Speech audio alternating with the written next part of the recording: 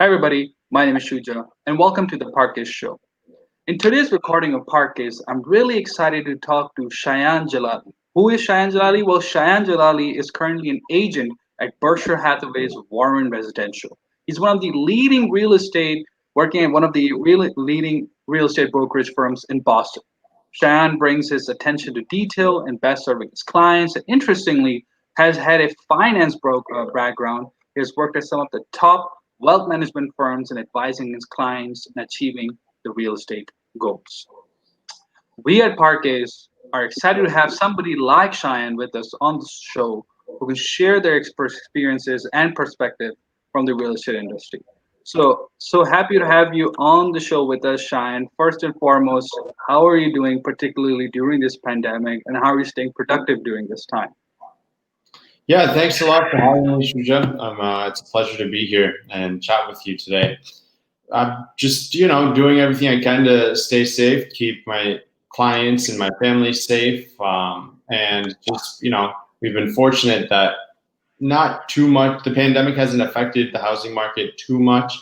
People we find still have had to, you know, move essentially, sell their property or buy new ones. The reasons that people moved hasn't really changed that much because of the pandemic. So we've been very fortunate in that sense, from a business standpoint, to be able to still help our clients make those moves as much as they need. That's great. I think that is such a breath of fresh air listening because there's a lot of things going on in the country, and having something going on well, that's great. One of the things that I really wanted to ask you before we get into real nitty gritty of the real estate industry is how did you actually get started? What actually fascinated you about the real estate industry? How did you get in? That's a good question. I mean, what really fascinated me is I wanted to start a business, and I like the type of business where you have a book of clients essentially that you help, whether it's in finance and wealth management or real estate's very similar. You have uh, a book of clients essentially that you can consistently help them with the real estate needs. And I enjoyed that as a business. I really enjoyed that. And housing is something that everyone always needs. So it's a really good opportunity to help a diverse group of people from all walks of life, with the real estate needs. So Right. it was really attractive to me in that sense. Right. Did you have anything where, as a kid, were you very particularly interested in this, or is this something that you grew on to, like when you grew up? I even when I was in finance, I started investing in real estate in my early 20s, and it kind of just took off from there. In the back of my head, I knew I wanted to be an entrepreneur, and I knew real estate was kind of the path that I wanted to take. But I guess I kind of took the longer way there by exploring the finance world first, and then getting into real estate after. Great. I think that we all have our journeys, and the journey you took, it's definitely working out. Uh, how now that looking back at it, and you've worked in the real estate industry for so long in Boston, particularly, how has the real estate industry changed in Boston over the years? And I'm talking before COVID, like not particularly right now, but how has it? What have you noticed or experienced during this time? To be honest, it hasn't really changed that much. I mean, the mannerism in which people find property is still the same. I mean, technology has started to play a bigger and bigger role into it. But in terms of, the service that we provide as agents, that hasn't really changed. We Right. still are the go-to resource for property information, and we're able to put our negotiating skills to work to back our clients, whether they're buyers or sellers, to get them either a good deal or the most amount of money for Right. them if they're on the sell side. So um, while technology has started to give people the opportunity to collect more information about a particular property that they're looking for, like with sites like Zillow and Redfin and whatnot, it hasn't come anywhere close to replacing us. I mean, we're still very much valued in the market. So yeah, it hasn't really changed much, to be honest with you. Right. And I think you mentioned just previously that it hasn't changed much even during the COVID-19. Has there been no shift at all, or is there some new things that you're picking up as this thing going on? Yeah, so Market's definitely shifted a little bit. So interest rates have fallen, right? So that helps a lot with buyer demand.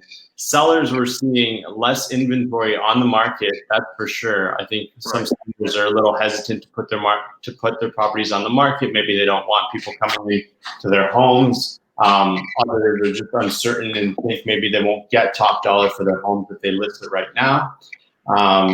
But that starting especially in July, I mean, inventory levels started to come back up, and so it's pretty much back to normal in some sense. Where we are seeing a big change, however, is the rental market. So Right. Boston, with all the universities and everything, there's a lot of rental demand, and um, coincidentally, we started talking to our landlords last week and showing them how compared to the same time last year, there's about Right. 2.5 times more rentals on the market right now. That's huge. Two and a Yeah. half times the supply of rentals on the market. Yeah. So tenants have a lot more to choose from essentially, right?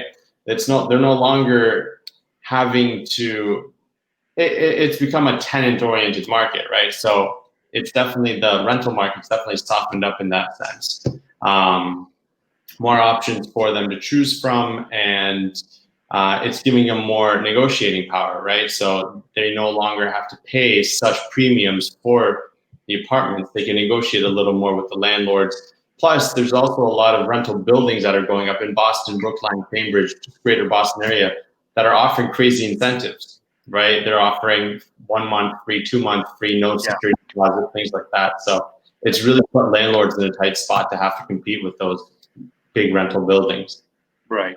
That's a great insight that you're providing us. I think one of the things that really we're interested in, I think that's something even our viewers would really benefit from, is what does parking in a real estate space, what role does it play in terms of prices, in terms of saleability, in terms of marketability? Is that something that could play a factor into it?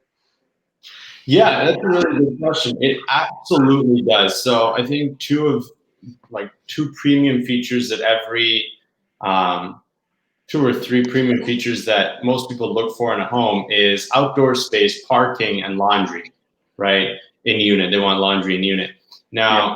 Now, um, parking, especially, a lot of people have cars nowadays, and especially with COVID-19, people they've realized the importance of outdoor space and just traveling, in within the area, right? So more and more people, I think, will get cars, and that'll maybe have an impact on that. But definitely, a lot of people want parking. They understand that it makes a property a lot more attractive, right? So Right. if a landlord can offer parking, then it makes it invaluable, especially in places like Brookline, where the city of Brookline doesn't allow people to get a resident parking sticker and park on the street overnight. Right. So you essentially need to have that. Yeah. You need to have that parking space designated for your car. So in areas like Brookline, I mean, that's going to be invaluable. A Yeah. service like you guys. And I think even during COVID-19, now that we're going through this, public transportation has become a big, increasingly debatable topic, because there's a higher increase of catching the virus, and Yeah. it's an issue from a health safety point of view. So maybe spaces like houses, apartments, who can offer parking spots, who can offer more lucrative options like that. I think that would be. Do you think that will play up more now with the COVID-19? Uh, Post that. Yeah, for sure. I think public transportation. Yeah, I mean, there's a certain level of risk that you have to take if you're going on public transportation with the virus and everything. I think more, I think slightly even more importantly is like the way people vacation and travel. Right. I have a really good friend of mine who had a big trip planned for his honeymoon, and because since COVID hit, he had to rearrange everything. So now he's doing a cross country road trip with his Yeah. wife, right? And I think we'll see more and more of those take place. A lot of people are just opting to go for a trip, to Western Massachusetts, for example. We're in Boston, but Right. or New Hampshire or other parts of New England, or just just going for a drive, I think is a lot more. It's a lot less risky as far as COVID-19's Right. concerned, because you're not jam packed in an airplane with a bunch of other people. So I Right. think having options to travel with a car will make having a car a lot more valuable to tenants and for homeowners. So yeah, I think the demand for parking, I wouldn't be surprised if we see the demand for parking increase significantly. Right. And that's a great point that you made, because here at Parkes we're all about parking. We're all about offering parking services to people who want to host and who want to book a spot through Parkes. So how can a service like ours can add value to the real estate market, not only from a realtor point of view, but from a home buyer perspective? How can that add value to that equation? Hmm. Well, I think we definitely make it a lot easier for people to find parking spaces. So right now, I mean, a lot of people have to, um, in the city, I mean, people have to turn to realtors to buy a parking space, right? And a parking space in the Right. city costs anywhere from 100 to 300, $400,000, right? Depending Yeah. on the exact block that you're on.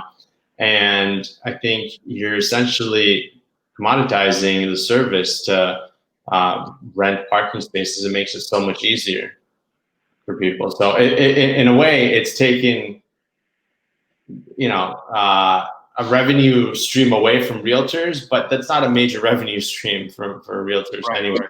It's not a major issue as Right. far as No, that, most agents would be concerned. yeah, no, that's great. I think that's an insight that we'll definitely be noting it down, because that's something that can add value and help people in the city, because spots are not easy to find in terms of when you look up online and you look up on like other not so reputable sites, and you kind of can get shocked when you go there. We've had people who've talked to me previously who went to a parking spot and quite exactly was this parking spot that they had, thought of, and then service like ours can bring some accessibility and credibility to that. So we've been ensuring that. Finally, now, what is next for you? What are you doing? What's your next project that you're working on that's going to be keeping you busy now? My project's mainly focused on my sales business. I'm just trying to help as many sellers and buyers as possible. I think this year I'll be fortunate to help at least over a dozen people buy and sell homes, and just kind of growing my business from there. Next year I'm going for 20 and then 30, and then just increasing the level of production that I do as part of, for my firm, but also as I do more business, I'll be able to help refer more clients and service clients better. It's, the more I take on, the more clients I take on, the more efficient I become and our services become. So we're really excited to grow the business in that regard. Awesome. I think that sounds a great plan. I think people who want to look forward to what you're doing can definitely find out more at your website, shayanjalali.com. That's a great place to, keep up with what you're doing. And I think the same we can say for us is that you can follow us for our updates at We Are Parkes. You can go to our Twitter, Instagram, Facebook. That's where it's all happening. And hopefully this is where you're all watching too. So thank you so much, Anne, for joining us today. I think your insights will be a great asset to our viewers who are listening, who are watching and listening to this show. Thank you so much for having to coming on the show. Thank you for having me. It's been a pleasure. If I can help you or any of the viewers with anything, by all means, don't hesitate to reach out. You can go to the website, you can access me there, or you can just call me. If you Google me, Cheyenne, Boston, you'll find me very easily. My phone number is there, address is there, our office address. So I'm very accessible. Perfect. I think I can attest to that. So thank you so much. And till for now, that's all for today. So take care, everybody. See you next time.